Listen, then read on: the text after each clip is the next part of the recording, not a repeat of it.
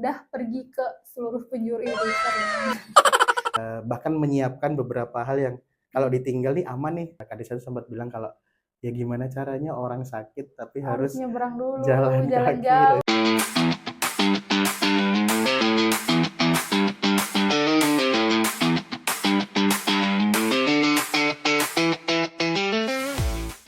Bismillahirrahmanirrahim. Assalamualaikum warahmatullahi wabarakatuh. Halo teman-teman, balik lagi bareng podcastnya Bersama Bareng. Jadi hari ini ditemenin sama aku, Murti. Dan kita udah kedatangan tamu spesial yaitu Kak Denny. Teman-teman semua. Oke, Kak Denny ini seorang pemuda yang luar biasa ya. Pengalaman beliau itu terkait dengan ekspedisi yang bakal kita ulik-ulik di tema kali ini. Jadi kita bakal banyak sharing terkait pengalaman-pengalaman beliau yang udah pergi ke seluruh penjuru Indonesia. Jadi luar biasa. Gimana kabarnya Kak Denny? Alhamdulillah baik banget Kak Murti. Alhamdulillah. Makasih banyak nih udah diundang ke sini ya, main-main ke sini. Kayaknya seru banget sih kalau ngelihat-lihat dari penampil-penampil sebelumnya, narasumber-narasumber kayaknya keren-keren banget di sini. Oke. Jadi aku mau nanya Kak, pertama banget nih yang bikin aku penasaran. Kak Denny itu kan sering banget yang lihat ya di sosial medianya gitu, sering posting tentang ekspedisi dan banyak pengalaman-pengalaman pengabdian, terus kerelawanan gitu. Aku pengen nanya, Kakak pertama kali yang membuat Kakak itu tertarik sama ekspedisi itu apa sih? Berarti ini balik lagi ke belakang ya, Kak? Balik ke belakang Masa banget, lalu. masa lalu lah ya. Cerita masa Tapi gak lalu. lalu-lalu banget sih. Nah, awalnya sih aku dulu ketika SMA ya, tepatnya SMA itu kan kita lulus SMA ke perkuliahan itu kan masa transisi yang jauh banget ya di 2017 silam. 2017 silam itu kosong, kita nggak ada kegiatan, akhirnya ada salah satu lembaga kemanusiaan yang dia ada agenda di daerah dan ngundang rohis-rohis sekolah gitu. Karena terlibat rohis ya. Terlibat rohis. Jadi waktu itu agendanya adalah tentang Palestina. Nah, tentang Palestina dan di bulan Ramadan. Jadi diundanglah seluruh rohis dari perwakilan sekolah di satu kabupaten, tepatnya di Kebengkulu Utara, dan ngumpul jadi satu kegiatan. Di situ itu aku juga pertama kali kegiatan dan ketemu sama teman-teman sekolah dari daerah yang lain. Gitu. Oh, Jadi perdana ya? pertama banget gitu. Jadi mana yang berangkat tuh cuma 2 orang dari rohis. Oh, ketua pilihan ya. dan wakil gitu kan. Ketua berarti. Wakil ya. Oh, wakil. Wakil. Karena emang dari sekolah ke tempat itu lumayan jauh. Mana dulu waktu SMA kan kita bisa dibilang untuk main jauh tuh kadang butuh izin orang tua dan lain sebagainya. Tapi alhamdulillah diizinkan. Di bulan Ramadan kita ada aksi Palestina sembari berbagi takjil gitu. Di mana itu kalau boleh tahu, Kak? Di Harga Makmur. Oh, Harga Makmur, Bengkulu Utara. Nah, aku ya? di Padang Jaya, jadi waktu itu kan jaraknya juga lumayan. Dan datang ke lokasi, yang pertama kali aku buat seneng adalah ketemu sama orang-orang baru. Nah, itu buat aku yang kayak, wah ini kayak selama ini ketemunya sama teman-teman di kelas, sekolah, tapi ini bisa ketemu sama teman-teman yang baru. Di situ mulai banyak ngobrol, ternyata kalau di sekolah ini seperti ini dan lain sebagainya. Dari situ aku kayak, ternyata seru ya kalau ketemu sama orang baru itu gitu.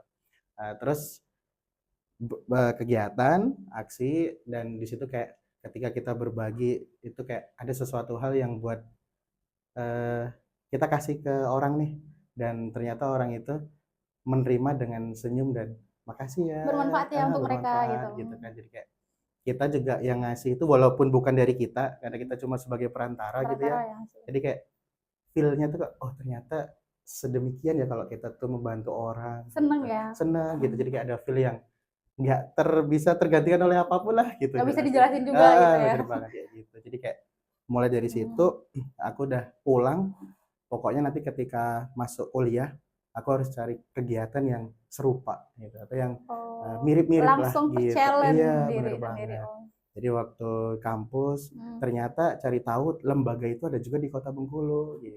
Pas Jadi, kuliah langsung pas nyari. kuliah, Berarti awal masuk kuliah itu langsung join. Iya, bahkan organisasi pertama yang diikuti waktu kuliah yang malah ekstra kampus. Ekstra kampus yang ikut ekspedisi ini. Dulu masih relawan-relawan gitu. Berarti dari awal kuliah udah ikut relawan ya? Iya, betul. Tertantang dari awal cerita rohis tadi. Rohis tadi Masya gitu. Allah. Terus setelah itu pengalaman-pengalaman lain kalau misalnya dari keluarga, pengalaman kecil, ada nggak sih yang membuat Denny itu seorang Kak Denny mau nih gitu untuk bersosialisasi, karena kan bersosialisasi dengan masyarakat itu kan nggak semua orang gitu ya.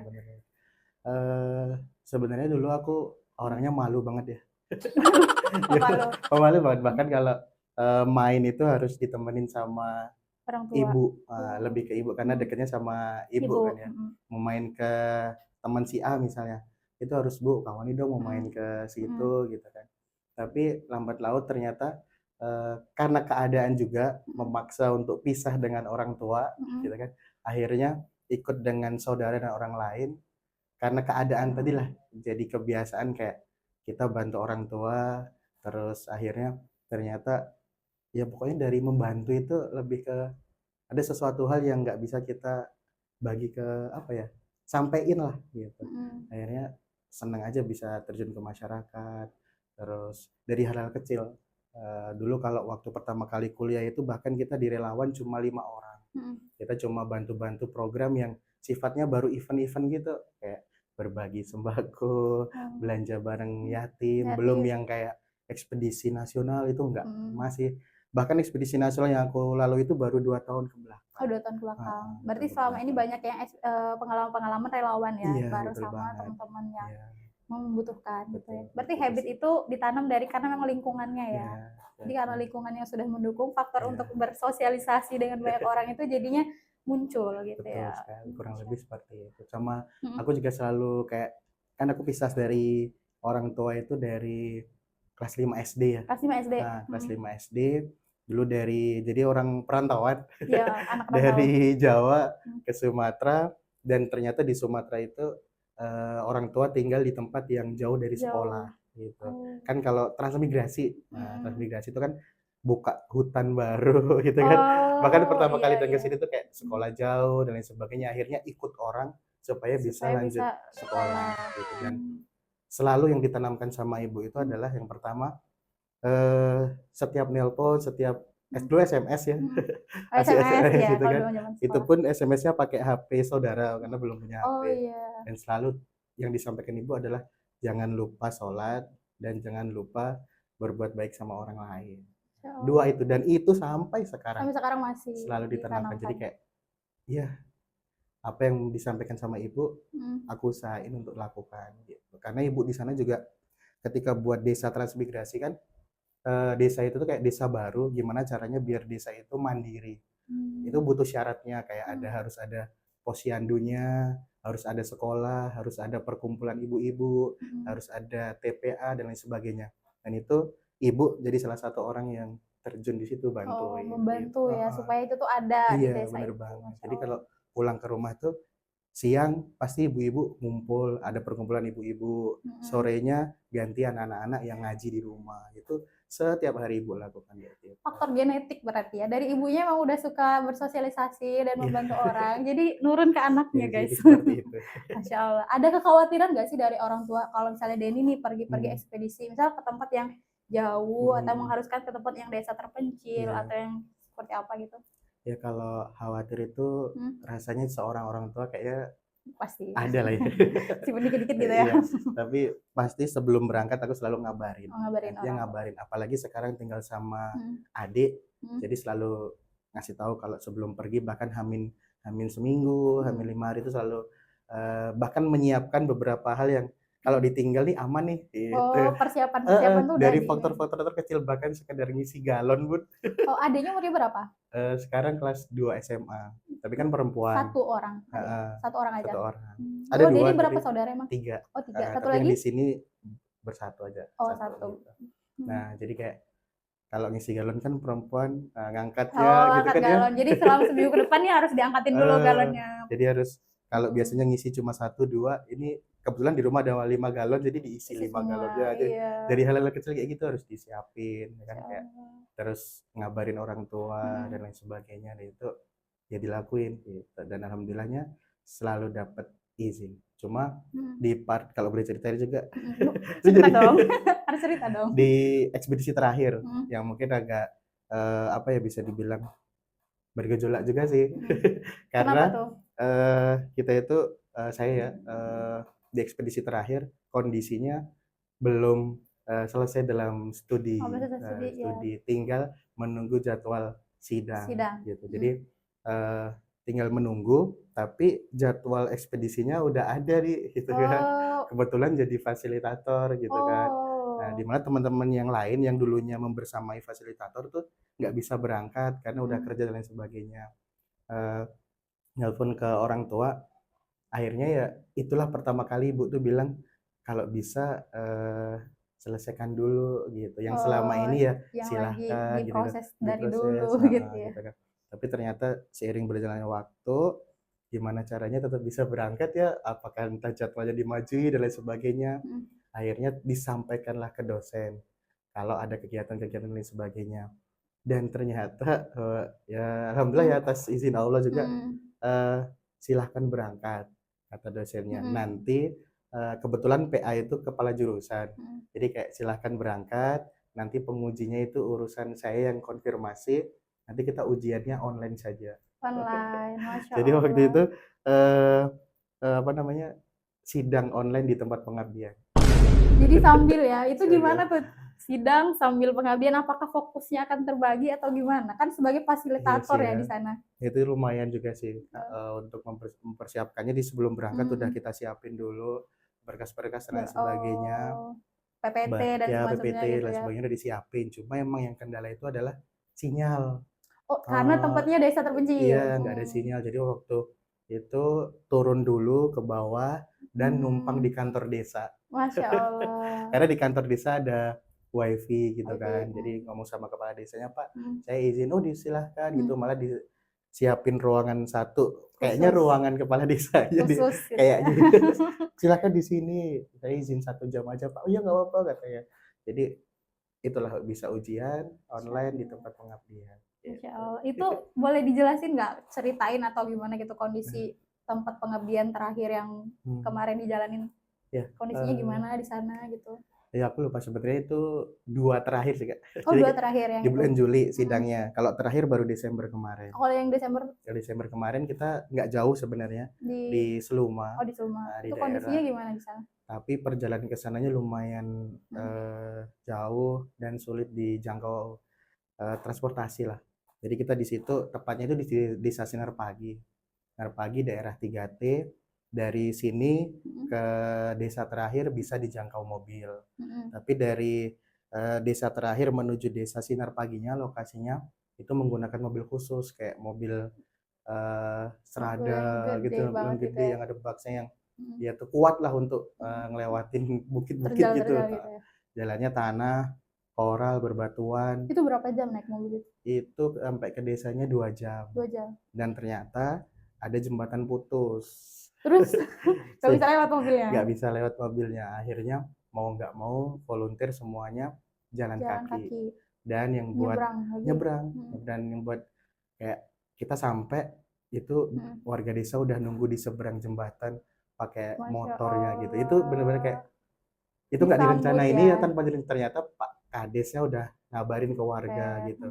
Kalau ada tamu yang mau datang gitu. Akhirnya mereka datang bawain tas-tas gitu. Kan kalau volunteeran bawa carrier gitu ya. Nah, jadi dibawain pakai motor, ojek, kita jalan kaki 2 jam jalan kaki. Naik mobil 2 jam, jalan kaki 2 jam lagi. Dan itu 1 jam sore jam 5 sampai jam 6, lanjut malam jam 7. Jadi gelap ngelewatin kebun-kebun gitu. Emang masih 3T tadi ya. 3T tadi gitu. Terus kondisinya di sana jadi sinyal susah. Tapi air dan lain-lain itu susah juga nggak? Kalau air di sana malah alhamdulillah melimpah. Melimpah. Karena dari gunung langsung.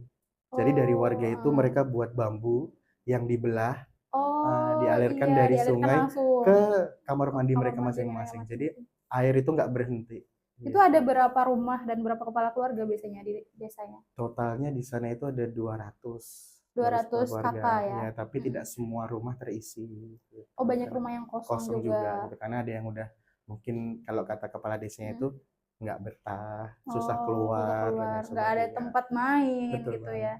Terus di sana teman-teman ekspedisi apa aja yang dibawa ke sana? Maksudnya tema-tema apa yang dijadiin poin utama di ekspedisi sana, pengabdian sana ya?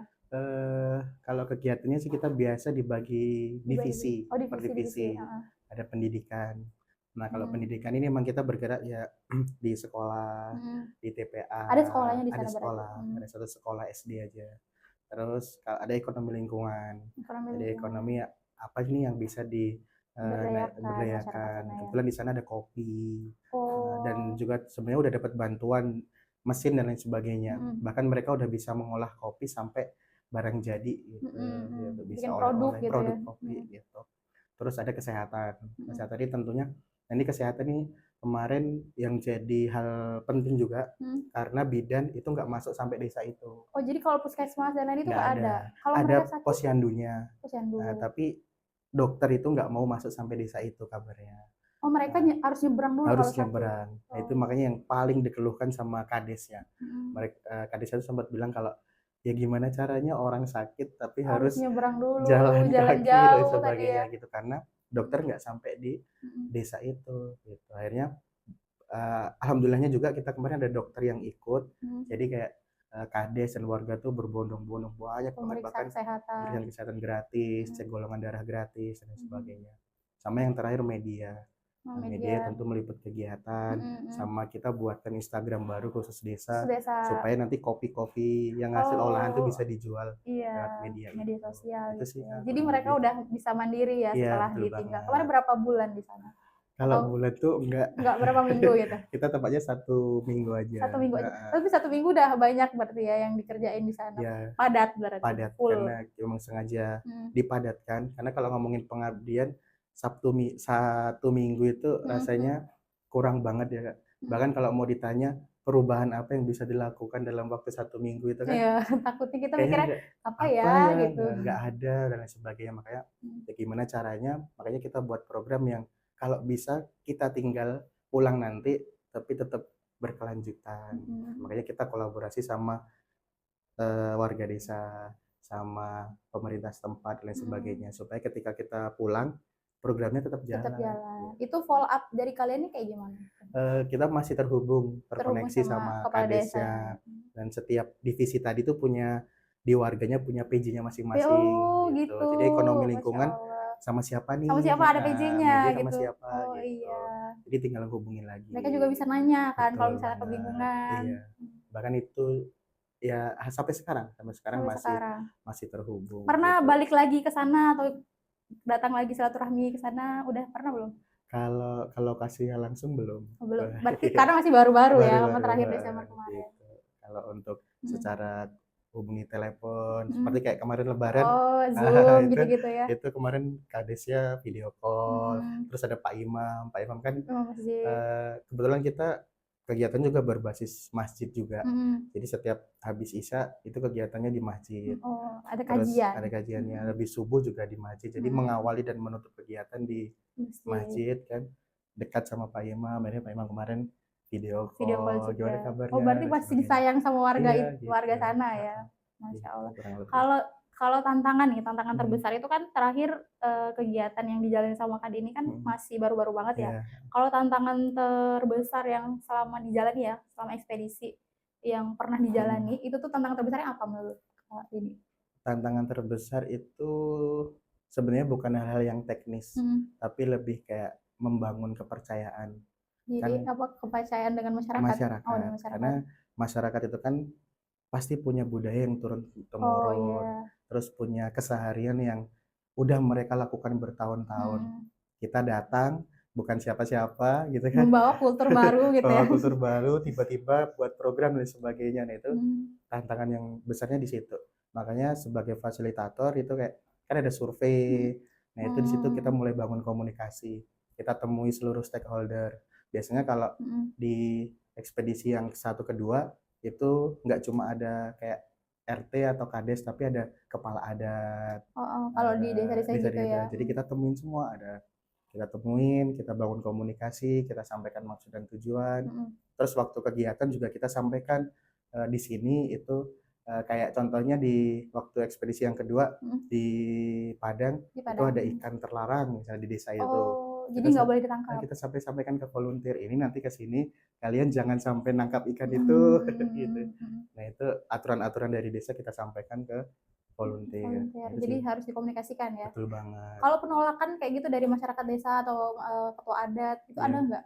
sejauh ini sih yang dialamin, alhamdulillah belum pernah ya Belum kak ya. pernah ya. Cuma lebih ke kayak tadi menyampaikan kalau di sini tuh nggak boleh Nggak boleh seperti gini, ini, nggak boleh nggak boleh ini, sembarangan nggak boleh gitu, dikasih sembarangan, itu kan aturan. pasti. Mm-mm. Di setiap daerah pasti punya Aturannya. aturannya masing-masing gitu. Jadi lebih ke membangun kepercayaan. Kita orang baru Ya. datang bukan sebagai orang, bukan sebagai pahlawan kan, bukan sebagai siapa-siapa. Eh, dan programnya pun juga sedikit, nggak lama. Ya gimana caranya bisa jalan bareng-bareng gitu. Kalau menjaga komunikasi sama keluarga gimana? Biar misalnya tetap terhubung dengan keluarga selama masa ekspedisi. Itu kan susah sinyal dan semacamnya gitu. Itu gimana? Ada tantangan juga nggak? Nah itu salah satu tantangannya tuh ya di sinyal tadi ya kak ya. Sinyal itu benar-benar jadi tantangan. Makanya kita kalau aku pribadi sekarang tinggal sama adik tadi menyempatkan cari sinyal. Biasanya aku setelah maghrib, setelah maghrib itu kan waktu kosong sampai isya, aku ke tempat cari sinyal, hubungin minimal WA tahu gitu gitu, kabarnya kabarnya gitu. gimana hari ini dan sebagainya. Kalau bisa ditelepon, telepon gitu. Jadi itu ya butuh apa ya, kayak perjuangan dikit sih. Kayak yang terakhir aja kemarin kita harus jalan lewatin 2 tanjakan naik turun gitu biar dapat sinyal gitu. Masya Allah. Oke, kesan pertama ketemu sama masyarakat di sana gimana sih? Kalau misalnya kan kita yang biasanya mungkin ada yang biasa hidup di kota, kan volunteer itu banyak ya tipe-tipenya gitu. Ada yang biasa hidup di kota dengan semua habit-habit orang kota gitu ya, tiba-tiba datang jadi volunteer di desa gitu. Itu apa ya, kayak first impression lah ketemu sama masyarakat desa, terus tanggapan mereka tentang masyarakat desa itu gimana?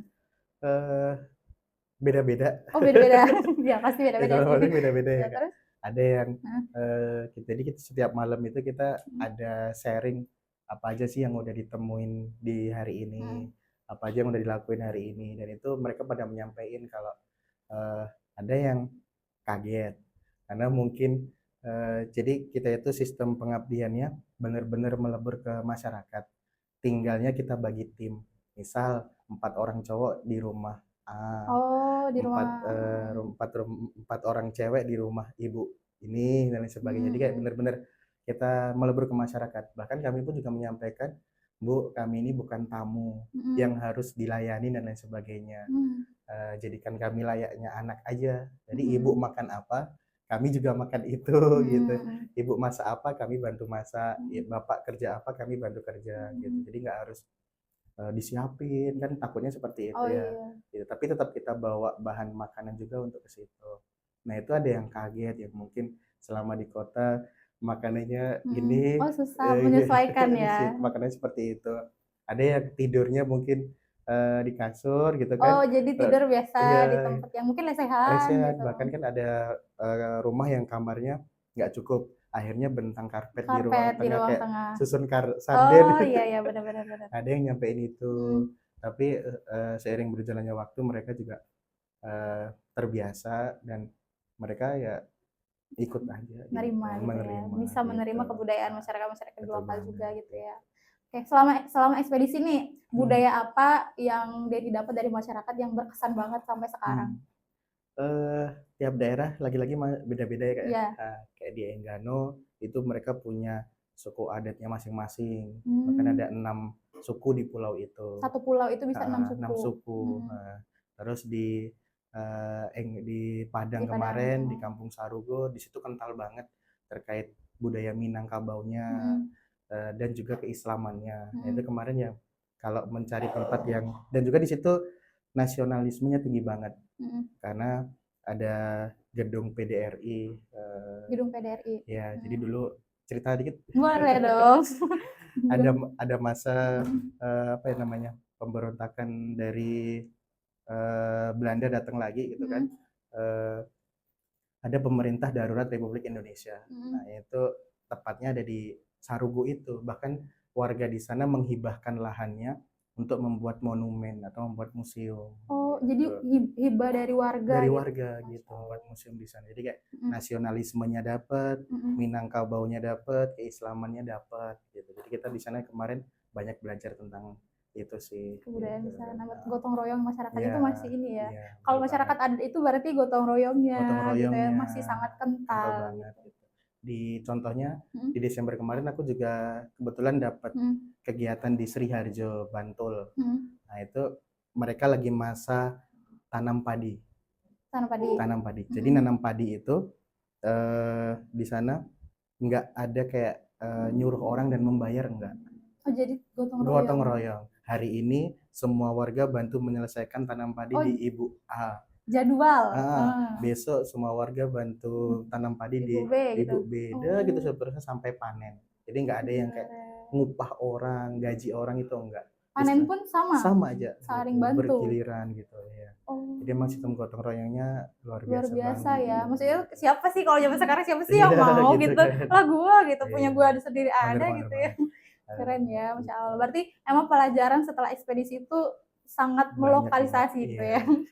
Etika ada, Iya, gotong bener royong, banget. semuanya dapat ya. Bener Apalagi banget. kalau misalnya masih kental dengan kebudayaan keislaman dan semacam itu dapat banget ya, Masya Allah. Terus kalau misalnya apa ya, hal yang paling diingat Mm, sama Kak Denny dan teman-teman mm, terkait masyarakat atau misalnya mm, pengalaman ekspedisi, apa mm. sih hal seru atau hal kocak yang mungkin menurut kalian ini pernah jadi pengalaman aku yang luar biasa nih sama ekspedisi. Belum pernah yang kayak gini. Ada Nah, nggak? hal serunya apa ya?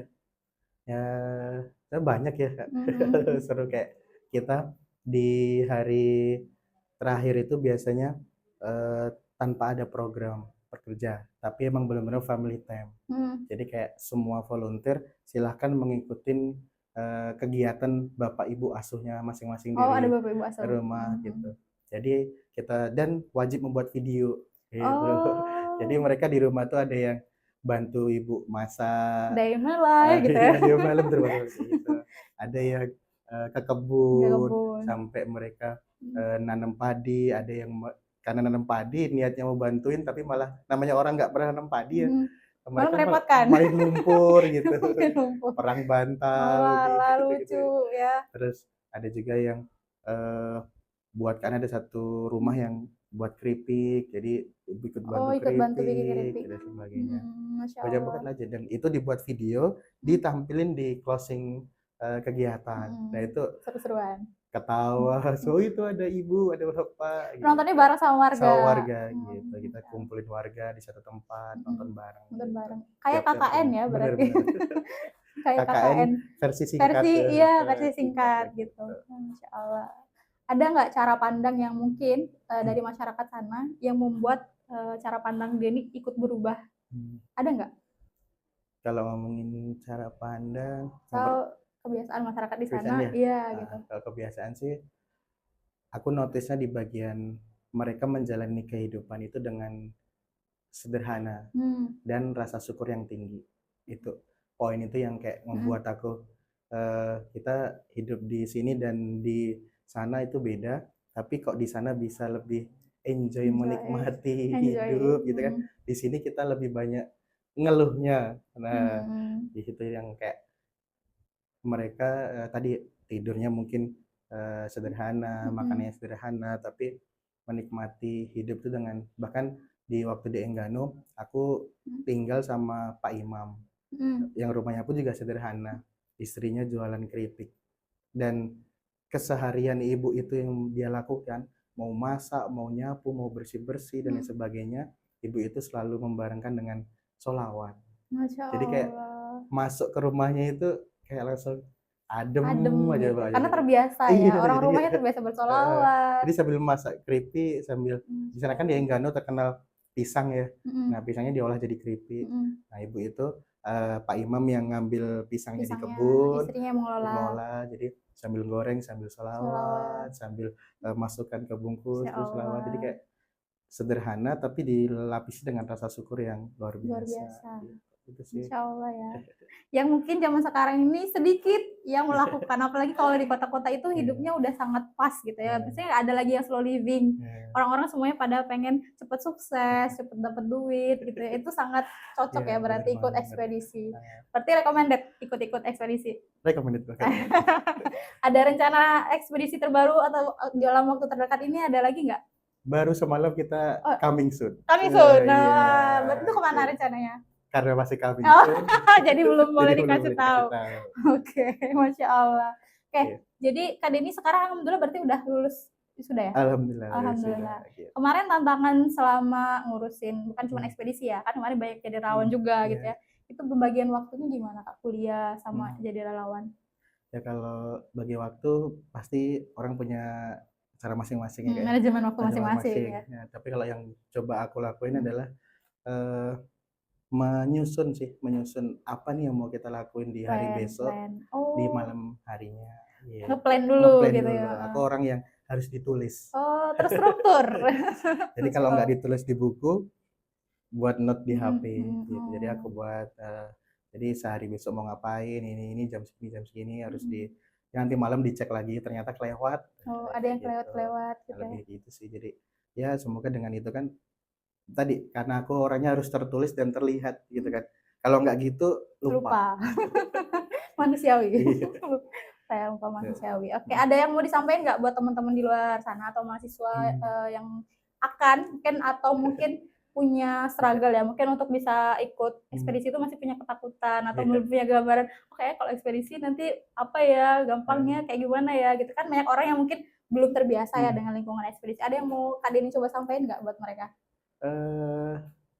Yang mau disampaikan adalah ketika orang mau ikut ekspedisi itu mereka selalu berpikiran kita harus bawa perubahan yang besar dan instan gitu.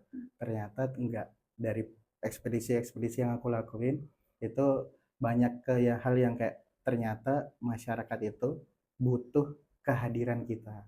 Kehadiran dari mahasiswa yang pada berkuliah, terjun ke masyarakat, kehadiran dari para stakeholder, dan juga buat ruang-ruang untuk mereka didengarkan. Itu hal yang paling penting. Jadi kehadiran kita dan mendengarkan apa yang mereka mau sampaikan gitu. Sehingga kita bisa buat program sebagai penjembatan gitu. Bukan sekedar penjembatan antar kota, antar desa, tapi dari niat baik dan aksi nyata. Gitu. Masya Allah, quotes ya teman-teman. Itu quotes dari Kak Denny hari Gitu ini, sih. Masya Allah. Intinya kita jangan ada gap ya sama masyarakat, apalagi di Indonesia itu masih banyak banget daerah-daerah terpencil gitu, apalagi desa-desa terpencil yang mungkin belum terjamah dengan masyarakat-masyarakat sekarang gitu. Jadi kita perlu untuk bisa memperkenalkan mereka gitu. Kayak di Jepang kan meskipun kota kecil, mereka terkenal gitu. Mereka pintar mengelola desa mereka gitu. Nah, Indonesia pun jangan sampai kalah gitu. Jadi masyarakat kita harus kita sosialisasikan seperti ini. Bagaimana mengelola sumber daya mereka gitu ya, dibantu untuk bisa mereka di sosial media bisa eksis gitu ya, dikenal sama masyarakat di luar, bahkan masyarakat dunia gitu ya. Masya Allah. Terima kasih banyak Kak Denny atas waktu dan juga Masya Allah ya, pengalaman yang luar biasa dari Kak Denny itu membuka insight kita bahwa ternyata teman-teman ekspedisi itu tidak semenakutkan itu, bahkan seru banget gitu, bisa seru banget. Dan memang pengalaman seorang introvert pun bisa menjadi seorang yang berjiwa sosial gitu ya. Karena tadi dibilang sama Kak Denny, aku ingat banget tadi pas awal, menolong orang itu punya punya rasa sendiri yang nggak bisa dijelasin gitu. Jadi teman-teman semua harus mencoba dulu, baru nanti teman-teman akan terbiasa dan akhirnya sering dan bakal ikut terus gitu ekspedisi. Nah, nantikan juga ekspedisi terdekat yang udah coming soon tadi malam. Oke, terima kasih teman-teman semua. Jangan lupa follow Instagramnya Bersyukur Bareng dan juga subscribe YouTube-nya Bersyukur Bareng. Nantikan juga tema-tema selanjutnya. Terima kasih semuanya. Assalamualaikum warahmatullahi wabarakatuh. Terima kasih banyak.